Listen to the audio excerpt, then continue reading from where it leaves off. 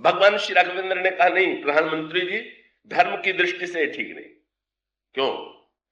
बोले पहली आज्ञा जो दी थी वो पिताजी ने दी थी, उसके पीछे पिताजी का सत्य था, उन्होंने मां को जो वचन दिया था, तो पहली आज्ञा पिताजी ने सत्य निष्ठा में स्थित होकर के दिया, इसलिए वो पिताजी की आज्ञा। और दूसरी आज्ञा जो है वो पिताजी ने थोड़ी दिया, वो तो पिताजी की ममता ने दिया। मैं पिताजी की बात मानूंगा, मैं ममता वाली बात नहीं मानूंगा। उनके मन में ये उमड़ पड़ा वात्सल्य कि ये हमारा पुत्र कष्ट नहीं उठा सकता, इसलिए जिस दुविधा के कारण एक बात और कह दिया कि पिताजी ने कुछ और भी कहा था कि नहीं, तो सुमंत जी ने कहा था कि ऐसा भी हो सकता है कि राम न लौटे।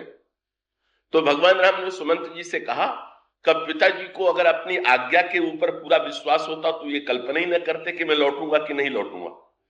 कब पिताजी के मन में अगर ये संदेह बना हुआ था कि अगर राम न लौटे तो इसका अभिप्राय कि पिताजी को अपनी आज्ञा के औचित्य पर स्वयं संदेह था, और ऐसी स्थिति में जब पिताजी स्वयं उस आज्ञा के मूल में संदिग्ध हैं तो उसे मैं स्वीकार नहीं करूंगा। सुमंत भगवान राम के इस तर्क के समक्ष पराजित हो गए। भगवान श्री राघवेंद्र ने सुमंत जी को वहीं से विदा कर दिया। सुमंत जी रोने लगे, चरणों को पकड़ करके भगवान राम से कहने लगे मुझे साथ में लेते चलिए। लेकिन भगवान श्री राघवेंद्र ने कहा नहीं नहीं, आप प्रधानमंत्री हैं, आप पर देश का भार है, आप लौट जाइए। भगवान राम सुमंत जी को किसी प्रकार अपने से अलग करते हैं और अलग करके चलने लगते हैं। उस समय भगवान राम के घोड़े, जो भगवान राम से अत्यंत स्नेह करते थे, जो भगवान राम के प्रति जिनका अत्यंत प्रेम है, जिन्हें प्रभु अपने कर कमलों से निरंतर लालित पालित किया करते थे, वे घोड़े का भगवान राम की ओर देख करके हिनहिनाने लगे। उनकी आंखों में आंसू आ गया। देखी दक्षिण दिश है ये नहीं, जनु विरूपंक विहंग बुलाही। इस प्रकार से भगवान राम का स्वभाव अत्यंत कोमल है। और जब वे घोड़ों से और अब सुमंत से अलग होते हैं तो उनका देख करके भगवान व्याकुल है, और उसी व्याकुलता में भगवान गंगा के किनारे आकर के खड़े हो गए। लेकिन भगवान राम जब गंगा के किनारे खड़े हुए तो केवट ने जो भगवान राम से आड़ी टेढ़ी भाषा का प्रयोग किया, उसका एक छिपा हुआ उद्देश्य यह भी था कि भगवान राम को कुछ ऐसे ढंग से बात की जाए कि जो उदासी है उसको भूल करके प्रभु प्रसन्न हो जाए। इसलिए उसने सचमुच इतना सफल रहा केवट कि भगवान श्री राघवेंद्र ने जिस समय का केवट से नाव मांगा और केवट ने कह दिया कि मैं चरण नहीं धोऊंगा, और ये कह दिया कि चरण धोने के लिए जब मैं आपको पार नहीं उतारूंगा, पार उतारने के लिए तो आपको चरण धुलाना होगा, चरण भी मैं तब धोऊंगा जब आप स्वयं कहेंगे। परिणाम क्या हुआ? लिखा हुआ है कि सुन केवट के बैन, प्रेम लपेटे अटपटे, बिहसे करुणाएं। भगवान जोर से हंस पड़े। भगवान को हंसी आई देख करके केवट प्रसन्न हो गया। भगवान भूल गए सुमंत और घोड़ों से अलग होने का दुख। केवट ने ऐसे रस की सृष्टि की, ऐसे आनंद की सृष्टि की कि भगवान उन्मुक्त भाव से हंसने लगे। केवट का तात्पर्य था कि महाराज मेरे जीवन में 3 वस्तु थी, दोष था, दुख था और दरिद्रता थी। जब आपने मुझे मित्र कह करके स्वीकार कर लिया, हृदय से लगा लिया, तो मेरा दोष दूर हो गया। और जिसमें आप मेरी बात पर हंस पड़े तो मैंने सोचा कि सारे संसार को सुख देने वाले को मैंने सुखी कर दिया। ऐसी परिस्थिति में अब आपसे कुछ मांगने की आवश्यकता मुझे नहीं रही, और जब आपने मुझसे मांग दिया तो मांग देने के पश्चात फिर अब मेरे जीवन में दारिद्र्य भी नहीं, मिटे दोष दुख दारिद्र्य दावा। तो केवट एक ऐसा अनोखा पात्र है कि जो दोनों नदियों का, नदी के भक्त गंगा के दोनों तट का एक अनोखा रस लेने वाला पात्र है, जो अपने को प्रदर्शित तो करता है सकाम के रूप में, पर अंतःकरण में जिसके निष्कामता विद्यमान है। और उस केवट की नौका, वो नौका पर भी थोड़ा विचार कर लें। केवट की नौका क्या है? जिस नौका पर भगवान आरूढ़ होंगे, ये तो अनोखी बात है ना। का नौका तो न जाने कितने मल्लाहों के पास होती है, नदी में तो न जाने कितने का मल्लाह निषाद नाव चलाया करते हैं, लेकिन उस नौका पर बैठने वाले संसार के व्यक्ति ही तो होते हैं। लेकिन केवट के पास जो ये नौका है, कि इस नौका पर साक्षात ईश्वर आरूढ़ हुआ, साक्षात जनक नंदिनी सीता विराजमान हुई, का परमाचार्य श्री लक्ष्मण जी विराजमान हुए कि ये जो नौका है जिस पर ये तीनों बैठ गए, ये नौका कौन सी, इस नौका का तत्व क्या है। अब यहां पर मैं आपका ध्यान थोड़ा रामायण के एक गंभीर संकेत की ओर आकृष्ट करूंगा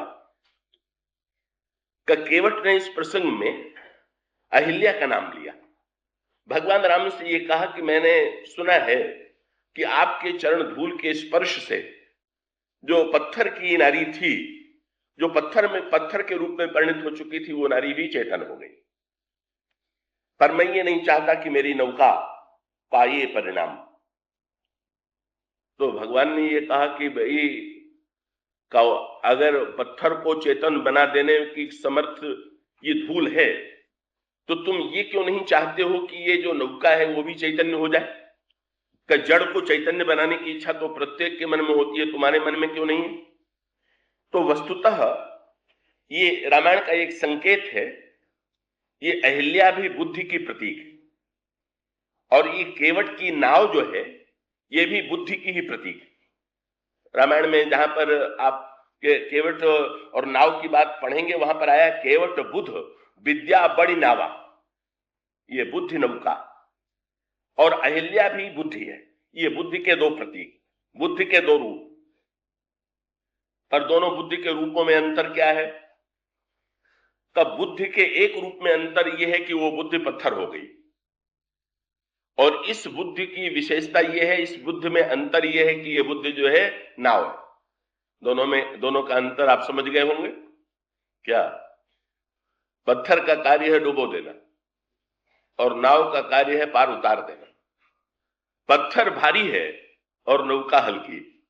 दूसरा अंतर और क्या, पत्थर कठोर है और ये नाव जो है ये तो लकड़ी वो भी पत्थर से कोमल होती है।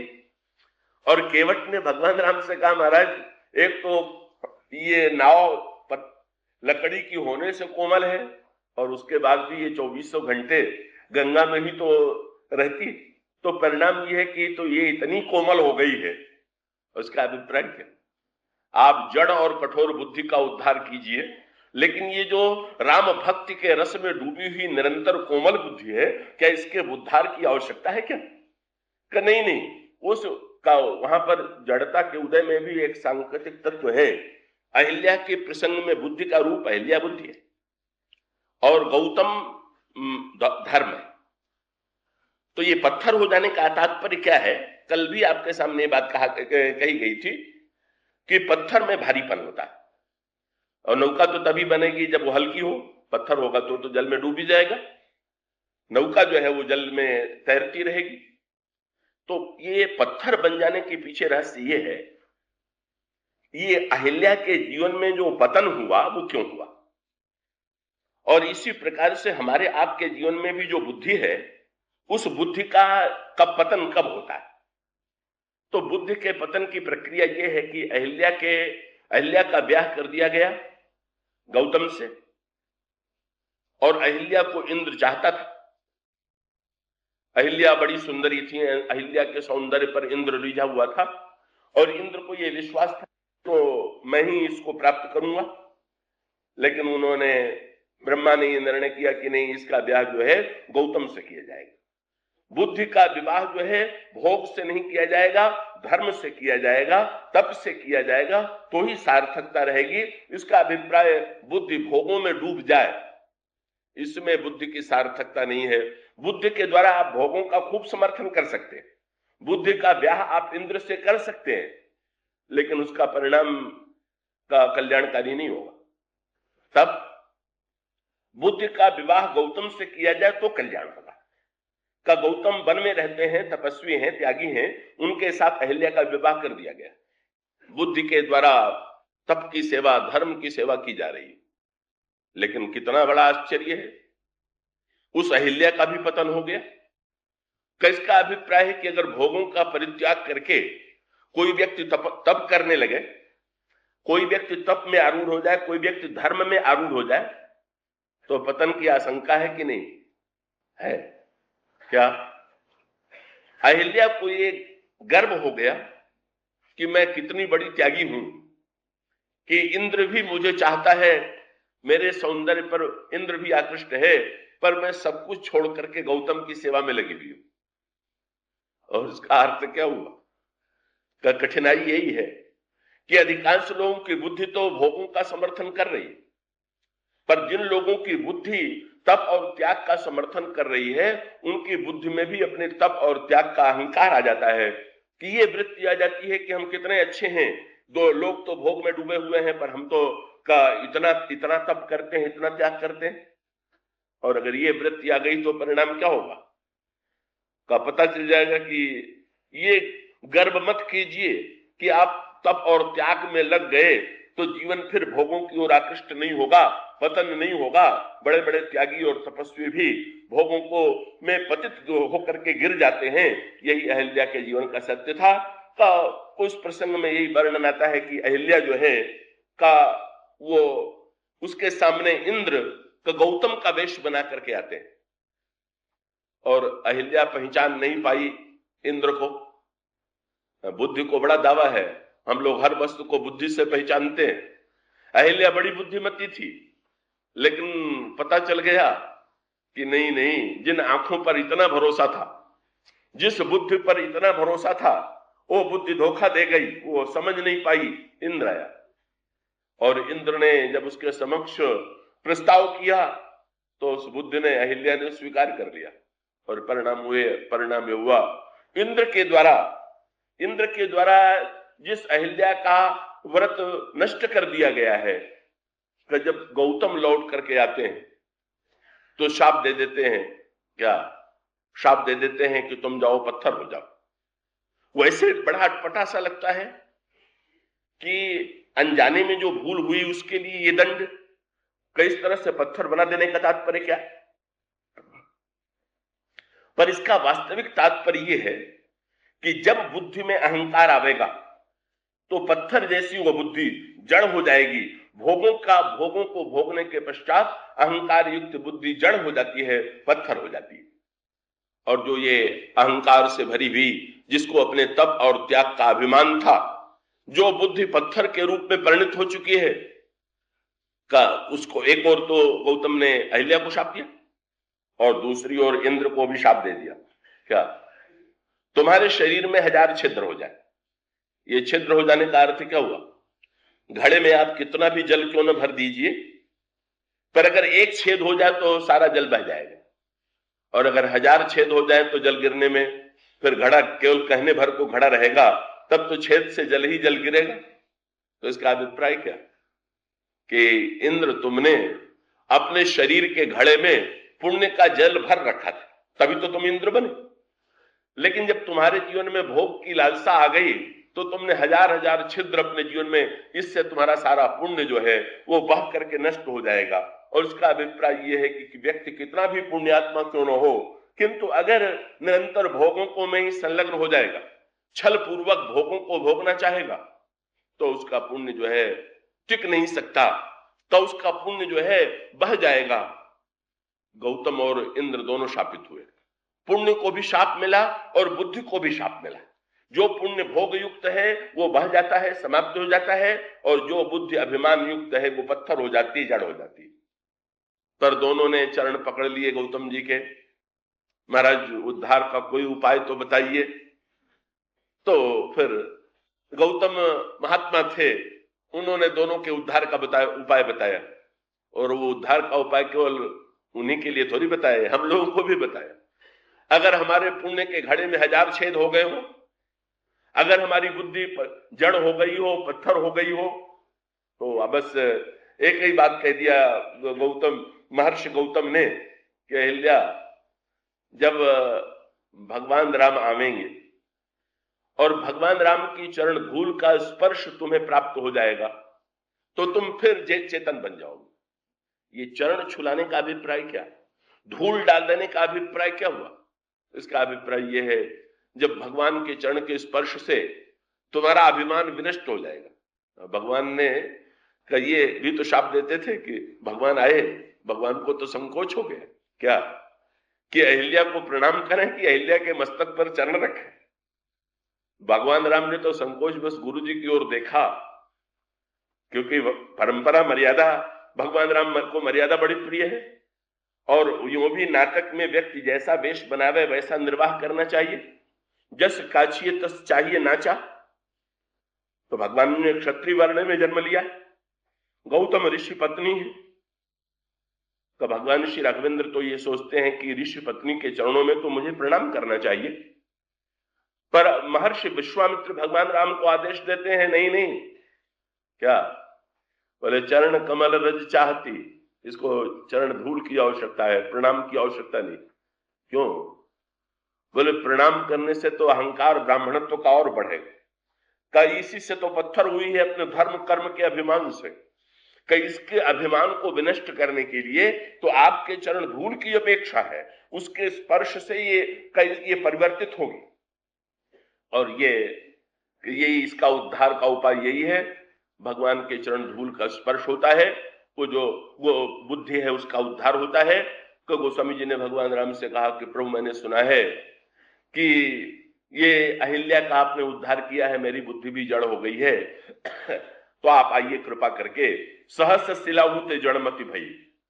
तो जो बुद्धि कब वो अंत में भगवान के संस्पर्श से, इसका अभिप्राय ये है, अभिमान युक्त बुद्धि भी जब भगवान के चरण का आश्रय लेती है, धूल का आश्रय लेती है, तब अभिमान दूर हो जाता है, अंतःकरण में रस का संचार होता है और उसका उद्धार होता है। और इस प्रकार से उस अहिल्या के उद्धार की लीला भगवान राम के द्वारा संपन्न हुई।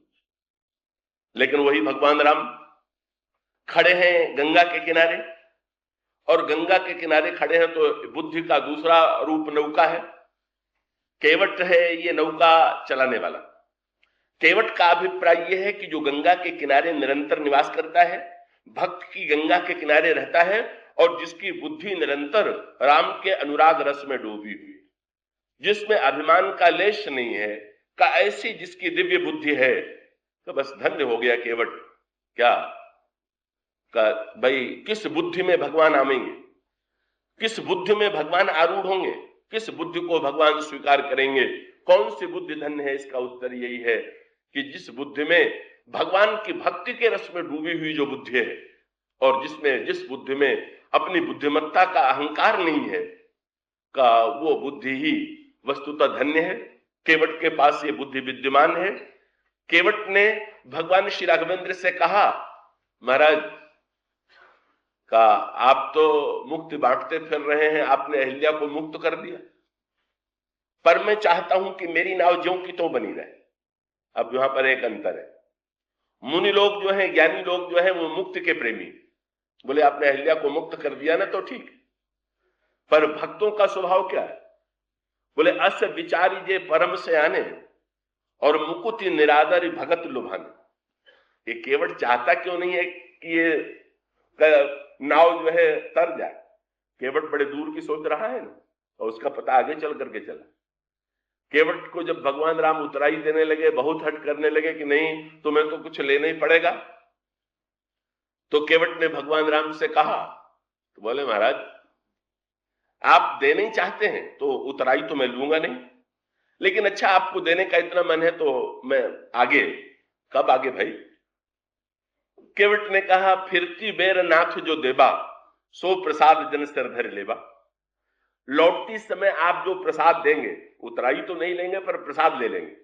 उतराई पारिश्रमिक कहलाता है, और प्रसाद जो है वो पारिश्रमिक नहीं। किसी को प्रसाद जो दिया जाता है वो परिश्रम के बदले में दिया जाए, ये बात नहीं। तो केवट ने ये कहा कि महाराज आप लौटते समय जो प्रसाद देंगे वो मैं ले लूंगा। बड़े आश्चर्यचकित हैं लक्ष्मण जी की, बड़ा अनोखा है, लेगा तो अभी क्यों नहीं ले लेता? अभी कह दे कि आप कोई प्रसाद दीजिए तो मैं ले लूंगा, तो भगवान श्री राघवेंद्र प्रसाद अभी दे देंगे। पर केवट ने कहा कि नहीं, जो लौटते समय देंगे वो मैं लूंगा। केवट का तात्पर्य क्या था? केवट ने कहा, महाराज केवट चतुर, दूर तक सोच रहा। भगवान समझ गए केवट की चतुराई। क्या? केवट सोच रहा है कि अगर मैं अभी ले लूंगा तो पता नहीं लौट के आए कि ना आए, पर ये शर्त में बांध लूंगा कि तो लौट के भी इधर से ही आना पड़ेगा। और केवट ने भगवान से विनोद किया, बोले महाराज आपके पार उतारने में और मेरे पार उतार, आप भी पार उतारने वाले और मैं भी, पर आप में और मुझ में थोड़ा फर्क। क्या? बोले आप जब किसी को पार उतार देते हैं तो आपका नियम क्या है कि वो आवागमन से मुक्त हो जाता है।